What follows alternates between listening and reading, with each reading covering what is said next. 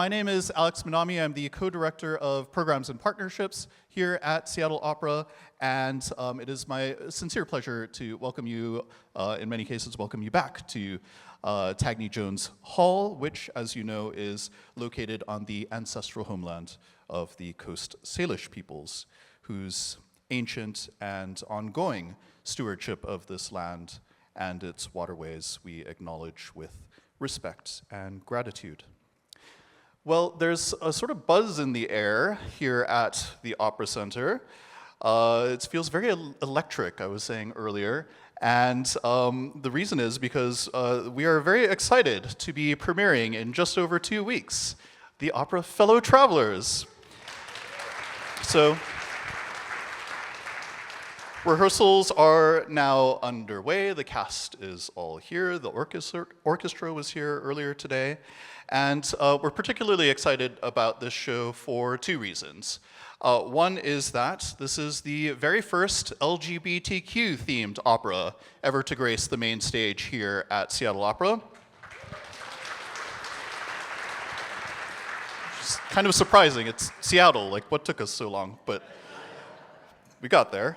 And the other reason is that it's just a damned good opera, let alone whatever it is the first of. And you don't have to take my word for it. You can take the rest of America's practically. Since its premiere 10 years ago in Cincinnati, it has already gone on to become one of the most frequently produced 21st century operas. Dare I say, it might even be entering the canon. And there's a third reason that we're very excited about this opera, and that is that Seattle Opera has the honor of kicking off a 10-year anniversary national tour of Fellow Travelers, which we'll be hearing more about today. So once it opens here on February the 21st and closes on March the 1st, it'll all get packed up and it's going to go down south to our friends at Portland Opera, who will produce it there. Then in July, it will be going down to San Diego Opera, and later in July and through August to the Glimmerglass Festival, and then to many more as yet unannounced locations. And here to tell you about this amazing phenomenon that is Fellow Travelers are the people best equipped to speak about it, which we're also very excited about. So here to my right is stage director Kevin Newbury. Hi, everybody. And just briefly about Kevin, he is not only the stage director, he's also, in a way, the catalyst for this whole opera coming together. His collective, he's the co-founder of the Up Until Now collective, which is organizing this 10-year anniversary tour of Fellow Travelers. And he's a familiar face to us here at Seattle Opera. You will no doubt remember him from his production of Maria Stuarda from 2016, as well as The Revolution of Steve Jobs in 2019, which were audience favorites here at Seattle Opera, and for me personally, those were 2 of my favorites in recent years. And then the person who's joining us most recently on this panel, who just flew in this morning from New York City, is the composer of Fellow Travelers, Gregory Spears.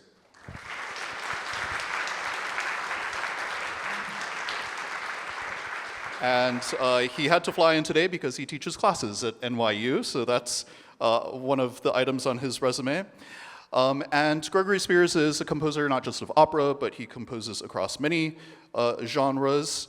Fellow Travelers is one of the 9 operas that he's written in total, the most recent being The Righteous, to a libretto by Pulitzer Prize-winning poet Tracy K. Smith, and I heard that he is working on yet another one as we speak. He was working on it on the plane ride here. But Fellow Travelers he wrote in conjunction with librettist Greg Pierce, who sends his regrets about not being able to join us here today. Fellow Travelers has gone on to be performed in many venues, as I mentioned, across the country, even internationally. So it premiered in Cincinnati, as I mentioned. It went on to Lyric Opera of Chicago, Minnesota Opera, Arizona Opera, Boston Lyric Opera, Opera Parallel in San Francisco, University College in London, and also in Pittsburgh. among several other places. And he even wrote a children's opera called Jason and the Argonauts. And I have the feeling you'll be hearing a little bit more about that opera here at Seattle Opera in the coming seasons. He is a graduate of the Eastman School of Music and Yale School of Music and earned a PhD in composition from Princeton University. And he also studied as a Fulbright scholar at the Royal Danish Academy in Copenhagen. So thank goodness it's you, James, leading this one and not me. So presiding over our panel of eminences, operatic eminences this evening is an eminence unto himself, our very own general and artistic director, James Robinson. So James, I'll kick it off to you. Thank you, Alex. I appreciate it. Thank you. I just want to thank these two gents for being here this evening. Greg, getting on the plane and traveling here, really quick trip. I know how rough that cross-country thing can be. And then Kevin had a full day of rehearsal today. So, but I was able to come in later in the day to watch run through of Act One, which I found really, really fantastic. So thank you both for being here this evening. So how did this opera come into being? And Kevin, you've told a story about somebody who brought the idea, Thomas Mallon's book, to you, and then it was the search for a composer was sort of like, the search for Scarlett O'Hara, right? So yeah. So how did all of that? How did all that take place? Yeah, I'll sort of set Greg up, but so my friend Sterling Zinsmeyer, who's an amazing producer, gave me Tom Mallon's book in 2007. It had just been published, and he said, this novel must be an opera, and you need to direct it. And anytime somebody says that to you, or like, well, I got to read that book, right? And so I read the novel, I fell in love with these characters, I agreed with Sterling, and we set about finding the writing team. We brought on Greg Pierce, the librettist, first, because I had met Greg through Sterling in Santa Fe, where I've worked a lot. And then we went on a very wide search to find the right composer. And we listened to a lot of wonderful writers, composers, and met a lot of people. And I called my friends at American Opera Projects in New York and said, is there like a young composer, like a fresh voice that maybe we haven't heard yet? We were all a little bit younger and fresher back then. And they said, you must hear this composer, Gregory Spears. And before I hand it over to Greg, and he can tell his side of the story about, signing on to the project, I remember listening to a recording of a workshop of Greg's opera Paul's Case on one of those transcontinental flights Jim was talking about, and I listened to it and I thought, wow, who is this amazing composer? I want to know everything about his work. I want to direct this opera Paul's Case that I'm listening to. And then Greg, you can take it from there about how it first came to you. Yeah, sure. I remember meeting you in Mark Morris's rehearsal space across from BAM in New York, and Charles Jardin was there from American Opera Projects, and I was having a workshop of this opera he mentioned, Paul's Case, which was my first opera. And then you came. It was up at Manhattan School of Music, and then you gave me the book. I remember, and as a composer, even as a, whether you write opera or not, people give you their ideas. This will make a great opera. Whenever anyone uses the word operatic, I just start fighting with them immediately because they're like, oh, there's big emotions and everything. I think opera's about mixed emotions. I think it's about ambivalence. I think it's about trying to attain naturalism through an incredibly unnatural situation with a bunch of singers, highly trained singers, yelling very beautifully. So I tend to argue immediately if someone says, read this, it'll be a great opera. I almost never agree with them. But he came to my workshop, I thought, okay, I'll read this one. And I read the book, and I loved the book, and I remember I got this feeling, and I can't describe it more than just a feeling reading it. it was feeling that I've kept the whole time. I can still sort of feel it when I bring it up. And it was this kind of melancholic love story. And Paul's case, the other opera he referred to, is about a bunch of characters who can't talk to each other and talk at each other and around each other and through each other. And this was a story about a real connection between two protagonists, and I think I just got a thrill of like, I want to write a love story. I want to write a love story that ends badly. That's operatic, actually. And I, with these complicated gay characters, because of course opera's very gay, but to actually have gay characters on stage is a different thing. And to be able to use all this technology, I call it technology, from like the 19th century, all these forms and ways of composing that I love. I'm a big opera fan. Like I go to opera, I love opera. How do I use these and put these to the, sort of the service of something they weren't quite designed for? And so I got a thrill out of that allowed me to be both kind of love this 19th century stuff, but also feel kind of like doing something new. Anyway, that's a long answer, but I read the book and I did really love the book, and it's really, honestly, it's kind of like the only idea someone's brought to me, and I've been like, oh yeah, that sounds great. And really quickly, for those who don't know the story, in a nutshell, what is the story of Fellow Travelers? Oh goodness, this is elevator speech. Yeah, okay. This is so hard. So it takes place in the 1950s, and during what's thought of as the Lavender Scare, where McCarthy was looking for communists everywhere, and they were looking for gay men and women in the State Department because they were afraid they would be blackmailed by communists. And so it was basically an excuse to fire LGBTQ folks in the State Department. In this environment, Man Hawkins meets Tim, who's a younger reporter in DC, and they begin this love affair, closeted love affair, and then slowly the sort of political turmoil around them and their mixed allegiances sort of starts to tear them apart. And importantly, I think we start to see their relationship as a kind of metaphor for the way in which the country's tearing itself apart at that time.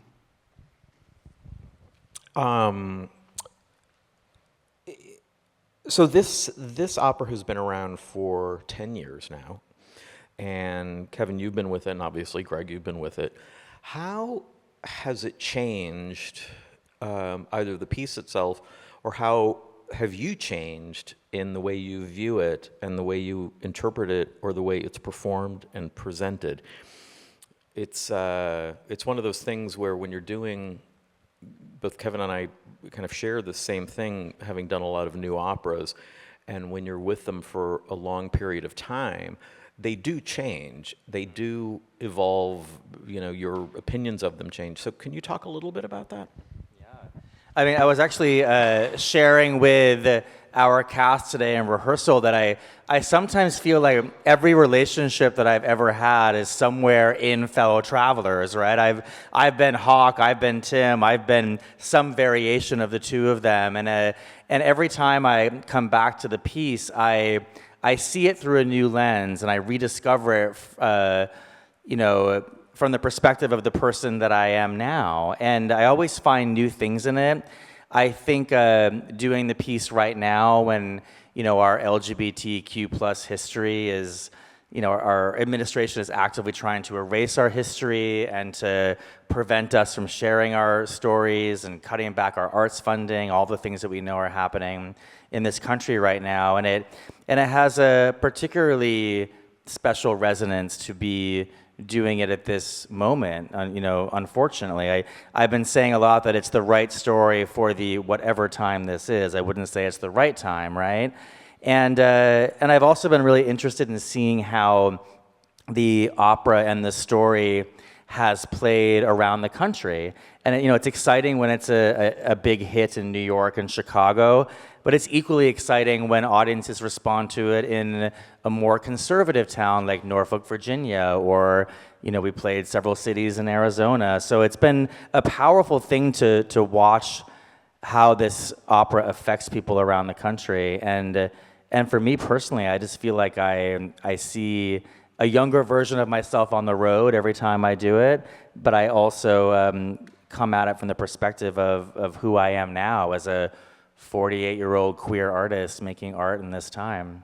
How about you, Greg? I mean, one of the things I love the most is when I meet a young singer and they're singing the arias from this piece or another piece, and so that's been really touching to watch that happen, because they're choosing it because they want to choose it, and I think that I find that very touching. Me, Greg Spears, and then Greg Pierce, the librettist, and Kevin, we're all the same age, and we had similar experiences of growing up in the 90s and the 80s and 90s, which was a very different world when it comes to being out and gay now, at least where I live, in New York. Same with me. Yeah, and actually, Kevin. Greg, where did you grow up? I grew up in Virginia Beach. Virginia. Yeah, which is adjacent to Norfolk, Virginia. And I grew up in Maine. Yeah.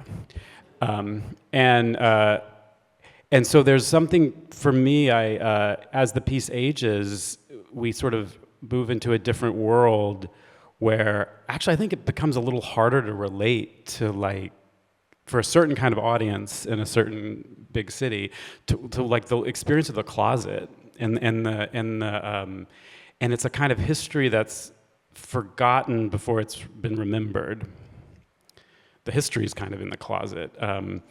Because things started to change very quickly, right around 2016 when this premiered, the Supreme Court legalized gay marriage. So it sort of the piece started with a real kind of celebration in a way. But I remember what it was like growing up and being gay in your high school was inconceivably bad thing. The bullying would be sort of intolerable. And so to me, I think I enjoy watching it and seeing these characters, not age actually into the present, that they're still there and they're still there with all the PTSD of what it means, to be gay in the 1950s, to be gay and to be religious, to be gay and be a Harvard grad as Hawk is. They all have really different experiences, and it's really messy and complicated in that way. And I feel like that's a history that I'm really glad is still around. And just to add to that briefly, one of my favorite things about this opera is that the intergenerational conversations that happen in the lobby before the show, after the show, over drinks, following a performance.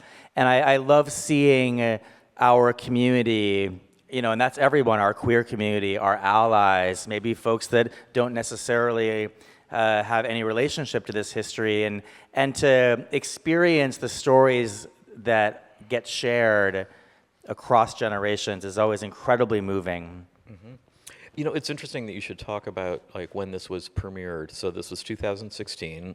There was a certain, I don't know, kind of quiet euphoria about where we thought the world was. 10 years later, we're experiencing something very, very different. And there are people who are performing in this opera who they weren't born in 2016, but they certainly weren't born or didn't come of age when you did.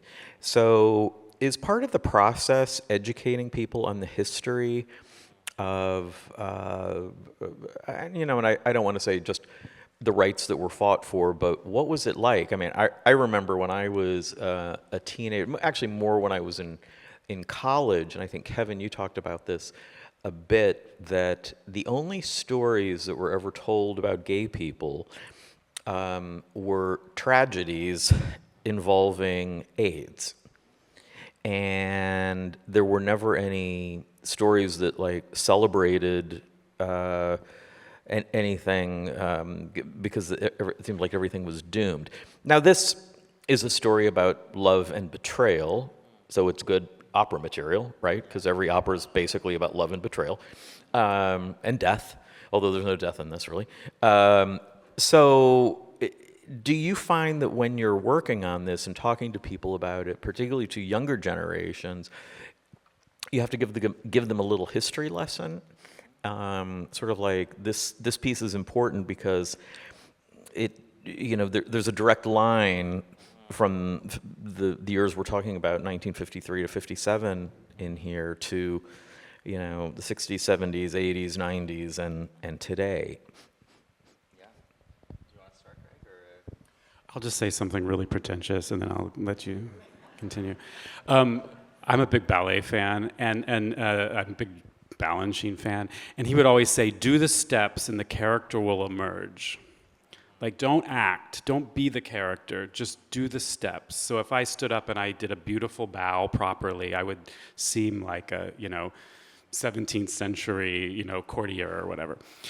And I wouldn't have to pretend to be that. And so in opera, there is acting, But when I think a lot as a composer, like, how can you write a vocal line, which is a series of physical movements, in a way that can hopefully connect someone with some sort of character, history, or experience that they're actually having in their body because they're singing. And I was talking, we were sending some notes back and forth about rehearsal, about like, why is that note so low, or why is this one that high? And it has to do with like when you sing in different places with a different kind of line, you actually have a different emotion. And so I think the pretentious part is that somehow I think like Verdi does this beautifully, Debussy does this beautifully, that some of the education is literally in the like, sing it, and then you'll start to feel like this person in a way. But yes, I think there's another side of that too. Well, it's one of the things I love about Greg's music, and we've done many operas together, and Greg's music always tells you exactly what to do. As a director, as a singer, as an actor, the emotion is always there under the surface. Maybe it's playing against what you're saying. Maybe it's supporting exactly the emotion you're feeling, or there's some sort of dissonance, but it's all there. And so I find that the emotion, just to riff on what you're saying, Greg, you just play the score, you play the words, and it comes to life. In terms of the history, I am, for better or worse, like a walking encyclopedia of queer history. And when I look back on my career, I've been so lucky to work on so many different kinds of projects, but the pieces that have meant the most to me and have, arguably been the biggest successes for me are the ones that are the most personal. And I wrote my senior thesis in high school on Robert Mapplethorpe and obscenity law and the AIDS crisis and the National Endowment of the Arts, right? That's like, I was always that kid, and to your parents must have been very worried. They were very worried. Yeah, okay. I often say that like I was really surprised the Auburn Public Library in Maine had the Robert Mapplethorpe Perfect Moment catalog, and I renewed that at least 3 times, and I was still in the closet. And so I love to share this history, and as Greg was saying, we're all saying the same thing. Like growing up, all I saw on TV was if you were gay, you were going to die. And so sharing these stories about our history, it's so important. And I find that the generations, behind us, they want to know.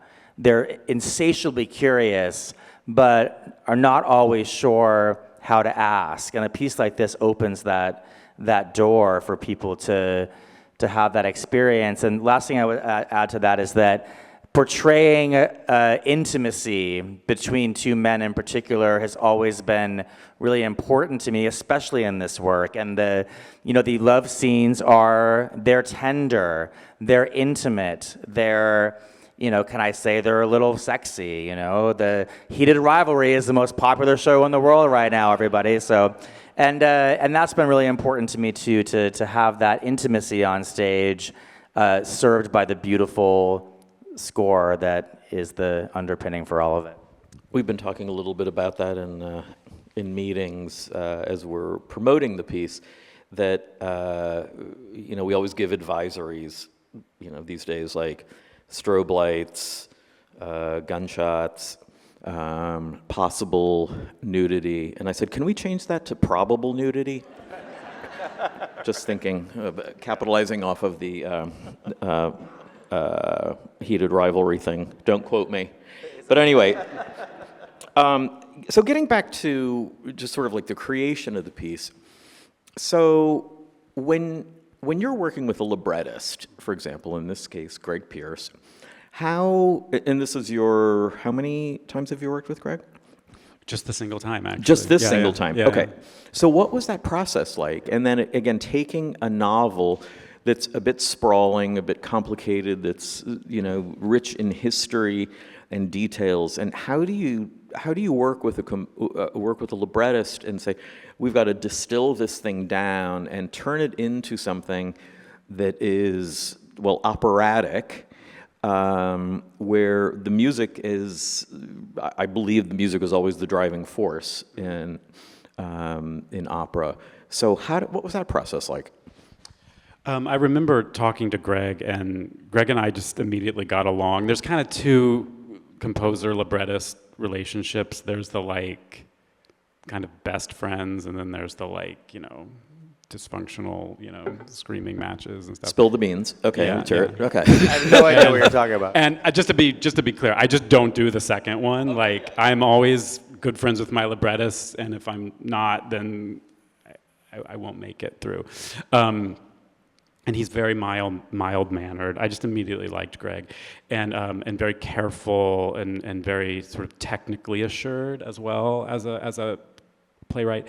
And he'd done adaptions and of big sprawling books, and so he really.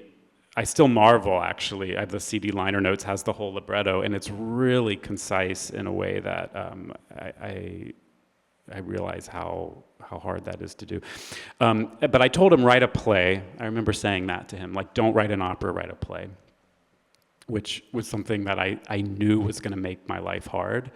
But I said that to him, and I've always wanted to set Chekhov. I've always wanted to do a Chekhov opera, but just do it all, don't cut anything, which is a terrible idea.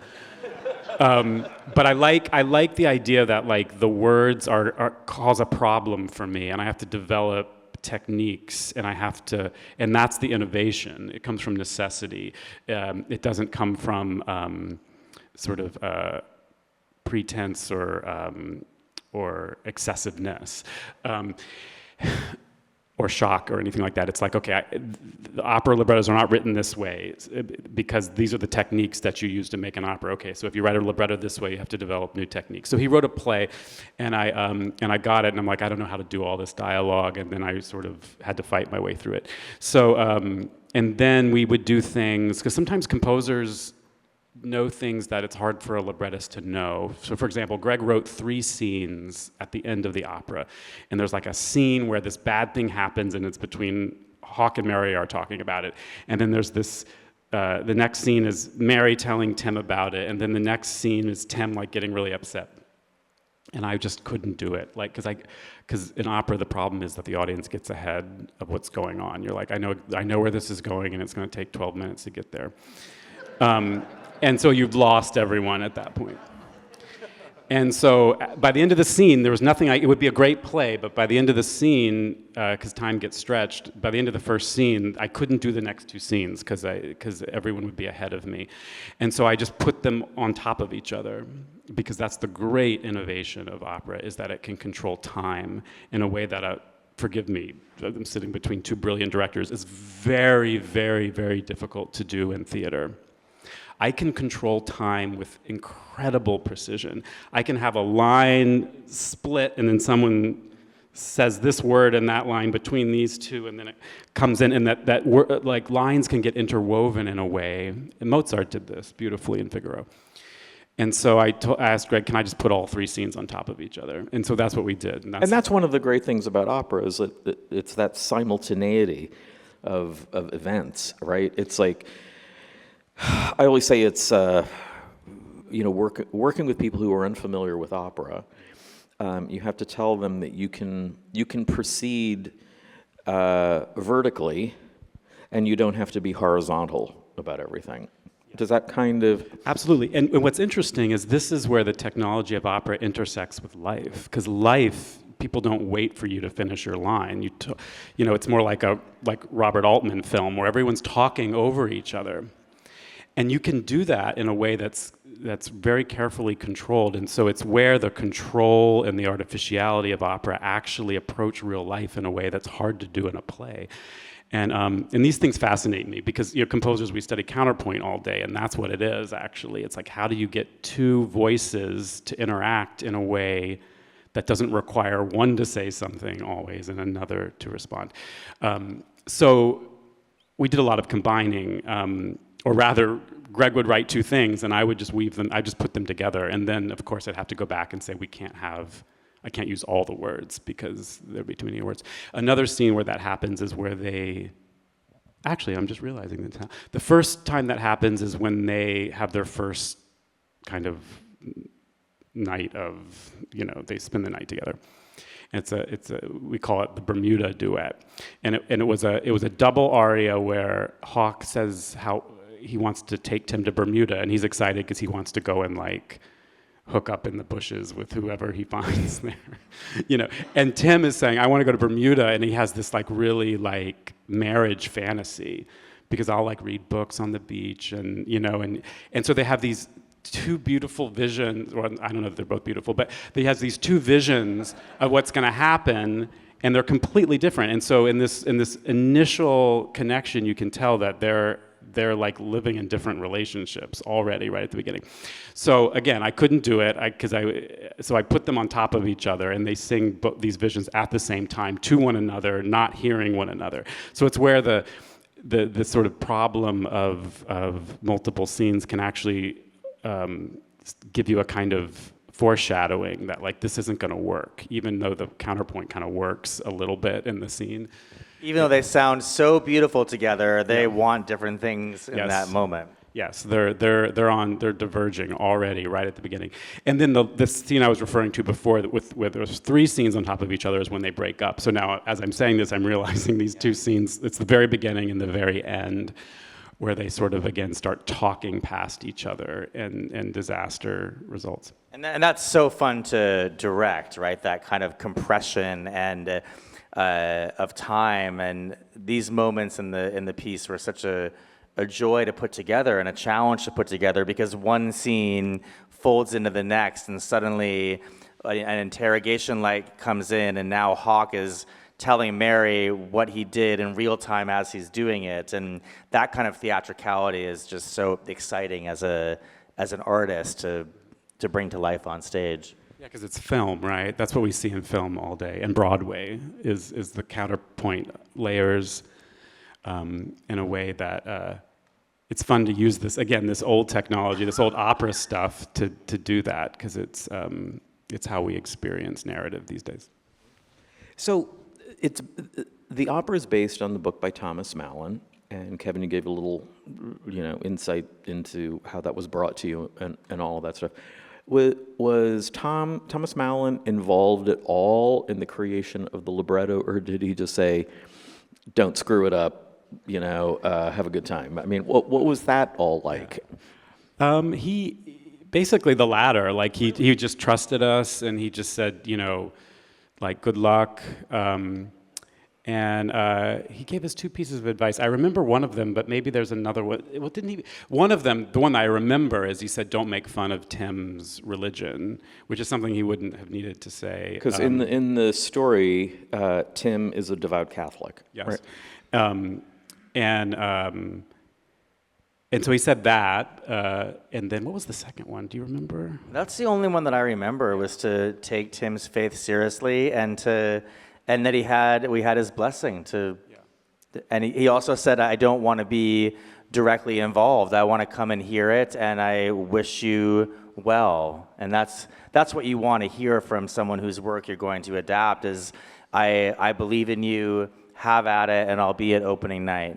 And he's been at a lot of the opening nights. He's been many. very supportive. I think he you know, it's been really touching having both that like letting us do what we want to do, but also celebrating it. So. And he's so generous. Tom will always say in interviews, like, he'll mention the things that Greg Pierce changed, right? And he's like, oh, saying, Holy Father instead of have faith for the initials of the cufflinks, like, that's a better idea than I ever could have come up with, So he's been just so generous and supportive of all three of us and trusting us with his beautiful novel. And the novel was turned into a Showtime miniseries, right? So that was, 2 seasons ago, 2 years ago? Yep. And what did you think when it was being turned into a miniseries? Because the miniseries, has anybody seen the miniseries? So, okay. And it's quite different, I think, than the novel. It goes into different directions that I thought, did you have, I don't know, were you in touch with any of the people who were involved in the miniseries? I mean, did they consult you about adaptation or musical things, anything like that? What was that like, if anything? I met Ron Neuschwaner, who's the writer and is he the producer as well? Showrunner, yeah. Yeah, and who's the loveliest person. He actually came and talked with the cast fellow travelers at Opera Parallel in San Francisco. So this was after the series came out, and very wise man. He also did that movie Philadelphia, which I remember. I remember going in high school to that, which was he wrote the movie Philadelphia, which was really something in Virginia to go that me movie. too. That was a canonical piece for me growing. So it was nice to meet him. But yes, I think the series takes a more expansive, liberal take on the source material. Our piece is held tightly around, I think it's 1952 to 1956. Yep. So it doesn't. It's just 4 years. It's very concentrated. It doesn't go into other time periods. So and that gives it a different kind of focus. And that also puts a lot of responsibility on you, like controlling the material, because I think, as you said, if you were to adapt an uncut Chekhov play, that could go on for a few weeks. Just wait. One of these Just days. wait. Okay. Yeah. Okay. It's going to be great. It's going to sell out. Yeah, I can't wait. Okay. Make a lot of money.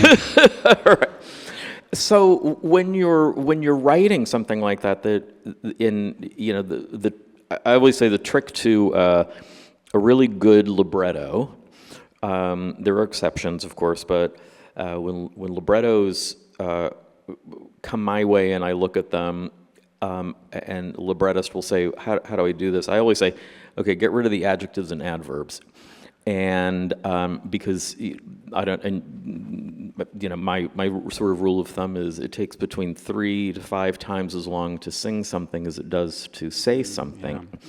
So you are faced with time, and also, as you pointed out, the audience getting ahead of you. So you're really responsible for kind of the, driving everything. And how do you do that? I mean, do you just take it, one page at a time, or are you aware of what are the objectives in a scene? I think I feel like sometimes when I'm composing, people. Sometimes we think of like art as like self-expression. I mean, maybe not sometimes, maybe all the time. Maybe you think art is self-expression. And I sort of see it a little differently. I see it like I'm like engaging with this force, and that the music is like this force, and I'm trying to figure out what it wants to do. And then sometimes it won't do things, And so when I'm working with my librettist, it's very rarely that I want to do something or he wants to do something, and there's some sort of argument that ensues. Like the relationship really works for me when it's like there's some third thing, there's some sort of force, and you're like observing it from different angles, and you're trying to follow it. This works with singers too, right? Like a piece sort of exists out there, and I have a lot of knowledge of it because I've been with it a long time and have been communing with it in a different way. but it's like something that exists outside of you. And so I think that I try to follow the music, and sometimes the music says that adverb has to stay in, because I don't understand what the time period is. There's some like certain adjectives that are like so 1950s. Of course, I can't think of any of them right now, but oh gosh, think of some of them, Kevin. You know, like things that people say in the 1950s that they never said again. Like, so some things, if you cut, then you actually cut all the character out of it, right? So it's like it really is an art, I guess, figuring out what to cut and what you have to hold on to, and because if we are defined not by what we say, but how we say it, and so if you reduce everything to the what and not the how, and where you get the how, as I'm like being self-conscious as I'm talking right now, I'm wasting so many words, but that's how I talk, and it's part of my personality. And so in the way Skippy talks is he talks too fast, and he's kind of insecure. I should say Skippy is the nickname that's given to Timothy. Timothy was the younger of the two in the couple. And so the way he speaks is like really important. And actually, this whole opera, the way they speak is important. I mean, I remember growing up, and the way I spoke was really important to some people, and it told them something about me, something I might not have known myself. And and Greg, you should also just touch upon the structure of this piece musically, because Greg is a master structuralist. I mean, not only is the music just exquisitely beautiful and expressive, but the way that you structured the piece and the way that it folds in on itself, I think, is worth sharing with everybody here, because it's part of the reason why the craft of the opera works on people so emotionally. The DuPont circle of it all. Yes. So the thing about when you go to music school, you don't study the structure of operas because they're too long for a 50-minute class. So you don't learn about it. So you have to be an opera queen to really, you have to live it in the theater. And so there's different ways. A deep, dark secret. Yes. So my background was as a composer, and I studied with Dominic Argento, who insisted that all of his students have a deep, long understanding of the lengthy brilliance of operas. So anyway, sorry. You got a good one. You got a good one. But that's why I'm no longer a composer. I bet you didn't listen in class, right? I bet that was homework. So you study the prelude, you study like overtures and preludes and stuff. You don't study the actual pieces. But essentially, I've thought a lot about this, and I think that the great counterpoint of opera is trying to reconcile the circular nature of musical form. So you think ABA, verse, refrain, you start somewhere, you go somewhere else, and you come back. So music is all about circles, symmetrical. Life is not that way. It might be that way. You might be like, oh, now I'm back where we were 10 years ago talking on a panel. You might notice a circle, but we experience it as cause and effect. We experience narrative as one thing leads to another, it's a straight line. Music doesn't work that way. So for me, structurally, I have to figure out a way to create circles within this narrative. So it's a long, fancy way of saying there has to be repetition. And Wagner did this a certain way. Repetition and change. Wagner did this a certain way. Verdi, it's very under-discussed in Verdi. I've heard the term a hinge theme in Verdi. Verdi does it very differently than Wagner. Something like Forza, certain things come back, and when they come back, something happens because you've been living in a linear world, and all of a sudden there's a big circle drawn around it. And so I'm always looking for circles, and so the music that you hear at the beginning of Fellow Travelers comes back in the middle, and then it comes back at the end, and the beginning scene and the last scene take place at DuPont Circle, which is why he's referring to the circles. So there's a poetry in just that, I guess, as well. But more specifically, the first half of the opera goes through a series of scenes and then comes back to the beginning. And the second half of the opera musically actually does the same thing. But it's like on the second half, it's all the same musical material, but it's been kind of turned upside down. What do they call it in Stranger Things? It's called the upside down, right? Yeah, the upside down. So it's like, yes. I've been here before, but there's like weird, toxic, things. We're living in the upside down in so many ways these days, right? So there's a way in which the piece, they're constantly coming back to the same place, and yet they've changed, they've moved, and I'm really interested in that in opera and the way that works, and the da capo aria is that, right? You start somewhere, something changes, and then you come back to the beginning, and it has to be different but the same. So, what did you say? You're 48? 49? 48. 48, both of us. 47? Yeah, 40, I still got a 45. couple more months. That's okay. So you spent a lot of time doing opera, and you're known primarily as an opera composer, right? And even though you do a ton of other stuff, all really, really beautiful, how do you feel at what I would consider is, a young age, being considered like one of the go-to people for operas? Is that something that, I don't know, did you aspire to do that, or did this just sort of occur, and how do you feel about being, like a veteran opera guy? Well, this Gray was not here when we did this piece 10 years ago.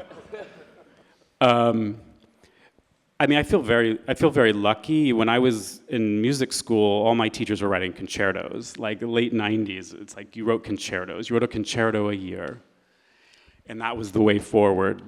And so the idea of like having a career in opera wasn't really something we thought about. And then the world changed. And that's the thing you're not told in college, that you might graduate into a world that's completely different than the one you're training for. But just to interject here, because it's like every composer in the world right now wants to write an opera, right? Yeah. And there aren't that many. There are many who talk about doing it, but there are few who actually know how to do it, or who have a knack for it. Yeah. Well, and I think that. I love opera. I love like what it is. I love it conceptually. I love its history. I love the rep. I love singers. I read the blogs, and so I think that, I think it's that love and that belief in the form, this incredibly improbable form. And I also believe deeply that it's a kind of antidote to our phones, which are kind of like devouring us all day. To put that thing down and to get something so primal and so kind of, honestly, kind of subversive and, I saw Die Frau ohne Schatten, last season. I saw it twice, and I've seen the production like 5 times, but and I was just like, this is crazy. This is insane, and difficult, right? Like it's long and it's complicated and it's Tuesday evening. So there's something about it that just gives me a thrill. And I also, in a more prosaic way, I also love that you can come to a place like this, and I just walked into a room with a whole community of people making music, it not being mediated by sort of the screens and the technology of our day, and there's something so human about that. And so I think that feeds me in a way that writing a concerto every year wouldn't. Kevin, we've known each other for a very long time. We have. And you have, I don't want to say found a second calling with this piece, but can you speak a little bit about the passion you have found in discussing, the Lavender Scare, the people who were kind of eliminated. You were speaking very eloquently about this when we did a presentation the other day, and many of us at the company were very moved by that, because you've taken on this kind of role of artist activist with this piece. Can you talk a little bit about that? Yeah, I'd be honored to. I get very emotional. That's why Greg and I are a good team. When I get emotional, Greg will bring us back down to earth. But what is that supposed to mean? So we're a good counterbalance for each other. And Yeah, so part of the project of this big national tour that begins right here in Seattle, we're embarking on the Lavender Names Project, which is a collaboration with the American LGBTQ plus Museum that is about to open in New York City, adjacent to New York Historical. So their brick and mortar building is opening this coming fall, but they've been doing satellite events and virtual events for the last year and a half. And so we are partnering with the museum on the largest of its kind archival research community outreach project, where we are collecting photos and stories from around the country of our LGBTQ plus community that have been persecuted, fired by, subject to discrimination by our government, federal, local, including the military. And we were, the kind of quick summary version is that this time period was all about keeping files on people in the 1950s and beyond. But these files have never been released. They've either been destroyed or hidden away. The likelihood of them being released now, of course, is it's quite improbable. So at the end of the show, there's a reveal where you will see the first phase of this project of photos and stories that we've collected, and this visual memorial, this archive, will grow in each city throughout the tour and then end up in the museum. Can you give a little more detail on that? Because there was an image that I remember from when I saw the production the first time, and you said it's basically a wall of faces, right? And because you said those records weren't really available to know who exactly these people were. You just sort of grabbed images. So how is it different? Yeah, thank you. It's a great question, Jim. So they were, sort of stock photos to kind of create the image of the visual image that reflects how many people were affected. So they say that 5,000 plus people were fired during the 1950s alone. 9,000 men and women were fired during World War II, which is where the anti-gay policies were actually codified, and those policies were the model for the McCarthy-era Lavender Scare. And then, don't ask, don't tell, of course, we're talking 30,000 men and women that lost their jobs, and not to mention people that are losing their jobs right now. And there's never been any kind of record of any of these stories and photos in one place. So it's been really moving for me to go into the archives at the GLBT Center in San Francisco and put the rubber gloves on and go into these files to find these photos of soldiers in World War II who were discharged with a blue discharge and whose stories haven't been told. And then also reaching out to people on LinkedIn and Facebook and hearing their stories. I just connected with the amazing Colonel Bree Fram. So Colonel Fram was the highest ranking trans officer in the armed forces, and she was fired in 2025 under the new trans ban policy. And she just announced that she's running for Congress in the state of Virginia, like a week after I met her. And it's incredible, and she worked in the kind of space program, and the kind of godfather of gay rights was Frank Kameny. He was one of the leaders, and he was also an astronomer. So there's the front page of the exhibit in the book is Frank Kameny and Colonel Bree Fram, as history is unfortunately repeating itself. And anyway, it's just been so moving to connect with so many people around the country, including people that have said, this happened to my grandfather and his story never got told. Can I send you a photo and a paragraph about his life? And so you'll see the first phase of this when you come to the show, and you can come and see it in the museum in a couple of years as well.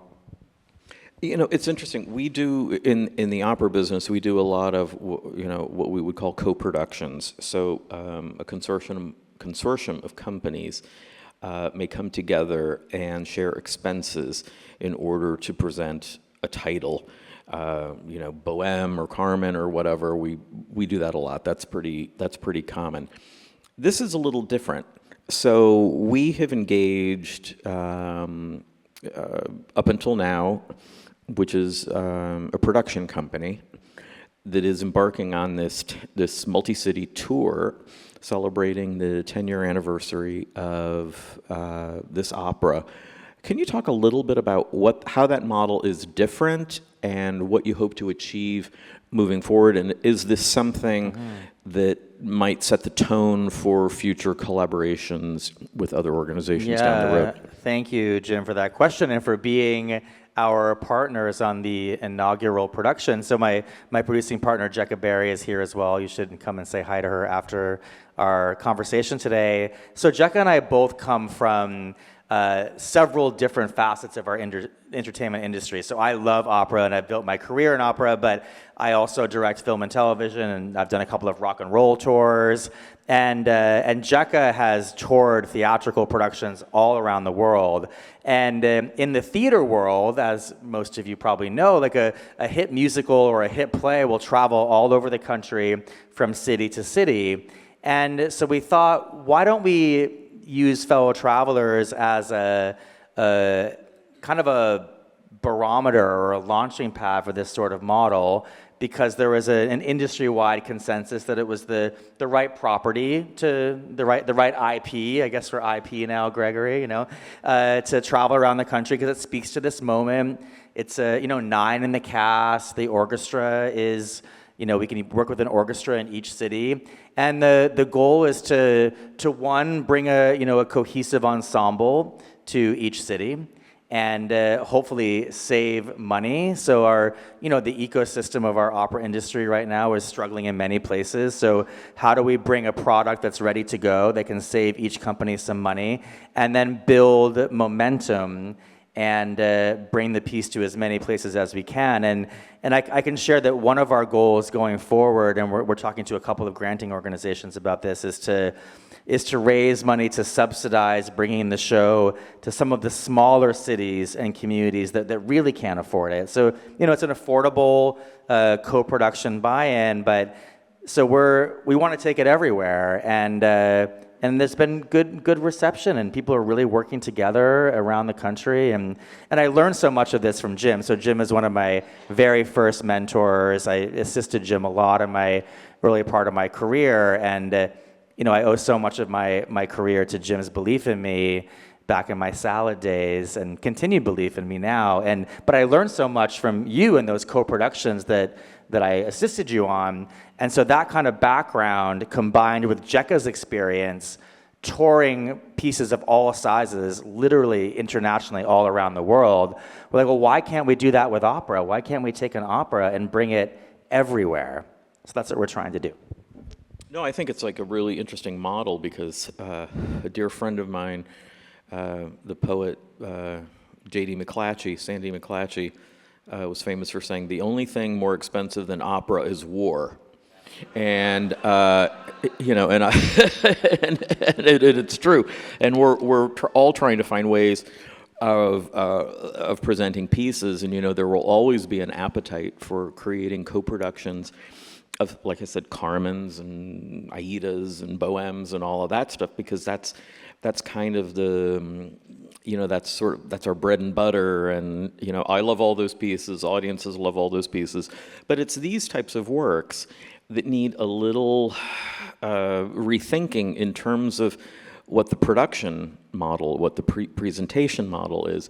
And there are certain things that this piece requires. It requires a really good orchestra, and so we'll be using the Seattle Symphony Orchestra as usual, since they're our big artistic collaborative partner. But then you start thinking, okay, if you take it to Peoria, what do you do there? What do you do in other places? So I think this is really attractive, and it's really good for the business of opera that it's not just major cities that can enjoy these types of pieces. Is that fair?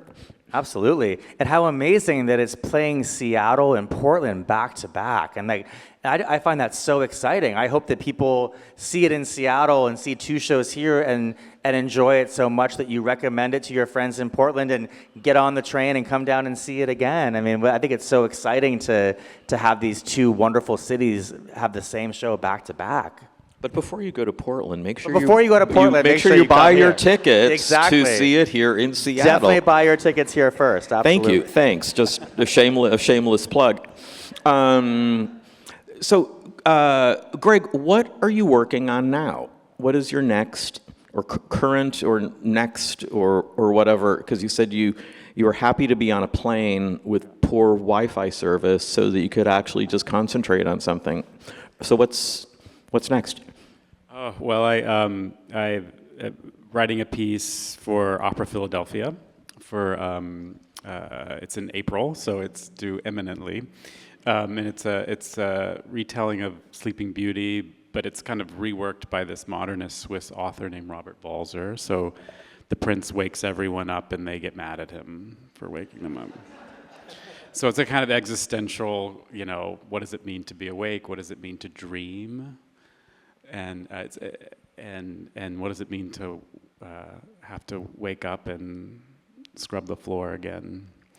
But it's for a big chorus, 60-person chorus, an orchestra. There's a theorbo in it. I really love early music. I don't know if you know that about me, but I was going to ask you about this, but anyway. Yeah, and there's a theorbo in it. It has this kind of neo-medieval quality, the whole piece. Can you tell our audience what a theorbo is, for those who are shy about asking what a theorbo is? A theorbo is like a lute, so it's like a guitar from the Renaissance era, but it has a very, very long neck. So sometimes if you go see Handel, you'll see it sticking out of the pit because the neck is so long. It would. If I were holding a theorbo, it would be above your head, the end.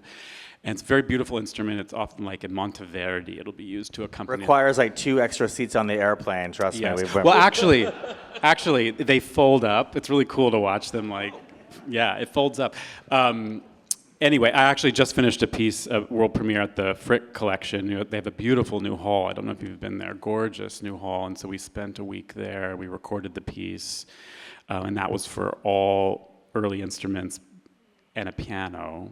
Though the piano was their 19th century piano. They have this sort of famous Palisandra piano from the 19th century. And we recorded that. And then I'm doing a song cycle for Jennifer Johnson Cano, who's one of my favorite singers. We'll be here to shamelessly plug this, doing her first Herodias in Salome, opening our season. Oh, that's going to be great. Anyway, I'm going to fly in for that. Yeah, maybe I'll come to that one too. She's fabulous. She's really, she's the best. I shouldn't say best because then there's going to be another mezzo. Here's that. She's one of the best singers, I think, working today. Anyway, it's a song cycle called Bartleby, which is about the Herman Melville story, the very sad Herman Melville story, and that will premiere at Tucson Desert Music Festival in April as well. And you mentioned this, and I wasn't going to, but since you mentioned it, I know that you're a fan of early music, and many people will say and have said that your compositional style pays homage to a lot of, say, early Baroque composers, without naming names. Somebody said, well, how would you categorize the music, Greg's style? And I said, it's a very distinctive musical style, and I hope this isn't offensive, but I said, I hear a little Gabrielli in there. And the sort of early Baroque thing, there's sort of a 15th century thing going on, but it's a very distinctive voice that you have. Can you talk a little bit about that? Well, thank you for saying that. When I was in college, I went and I worked at the Spoleto Festival in Charleston for a summer, and moving chairs. I was just a chair mover, and I was assigned to Harry Bickett's Baroque Orchestra I feel like they were from Germany or somewhere, and they were doing the North America stage premiere of Giasone, which was one of the earliest operas, but it was the first popular success, 1648. And so I just had to sit in the rehearsals, and if he needed a chair, I had to go get it for him. And I sat in the pit. I actually helped them do the super titles because they couldn't follow the score because it was the way it's written, music is written.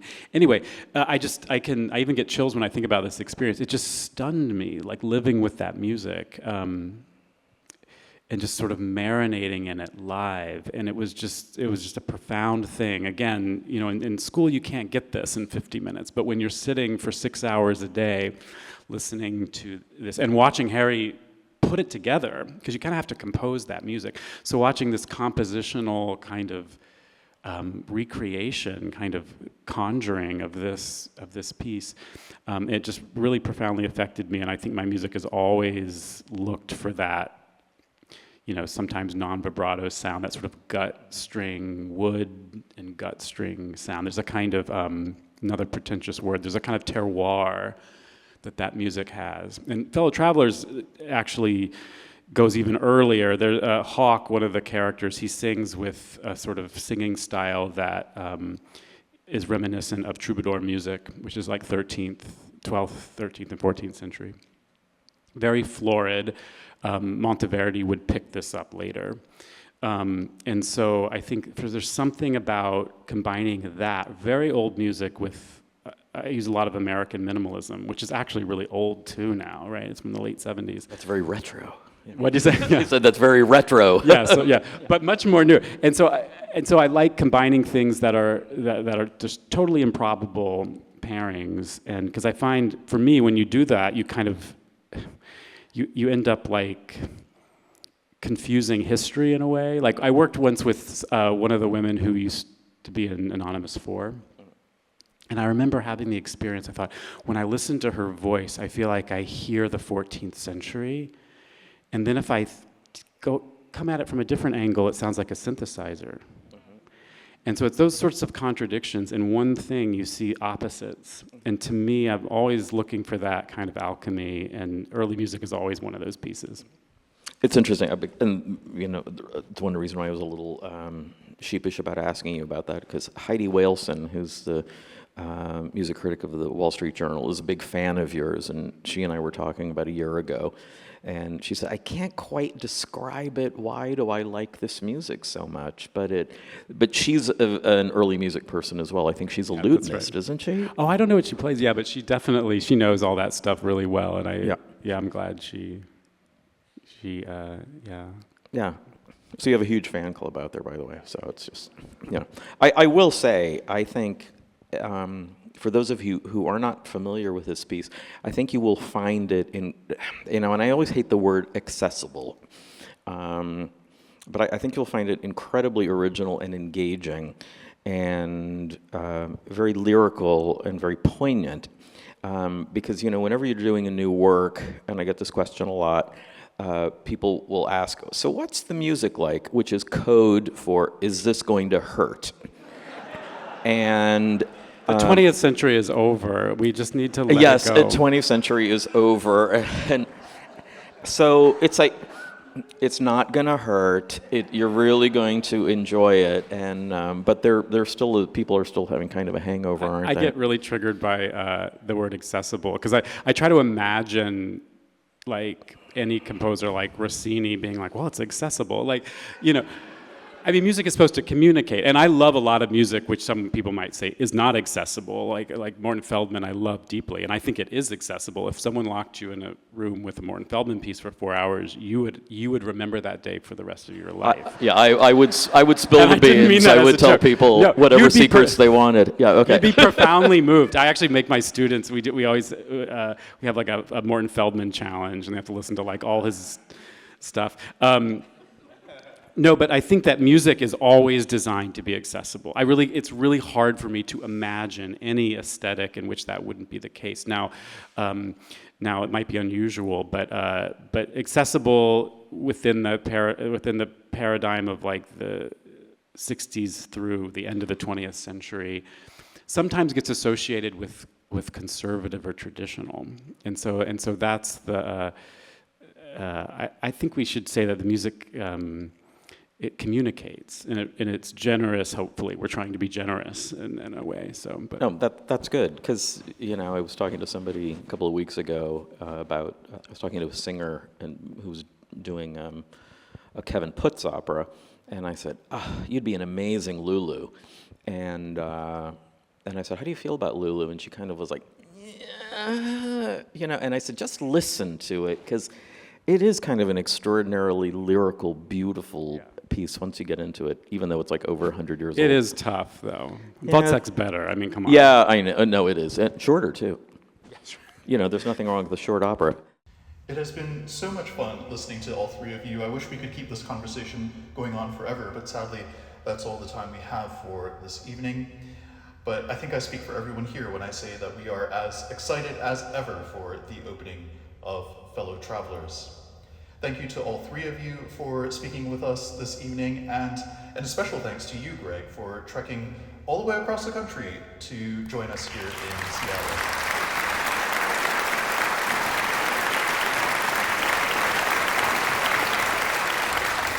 We are looking forward to seeing you back here in Seattle in just a couple of weeks, and I look forward to seeing all of you in the audience at McCaw Hall from February 21st to March the 1st for Fellow Travelers. Thank you all so much again.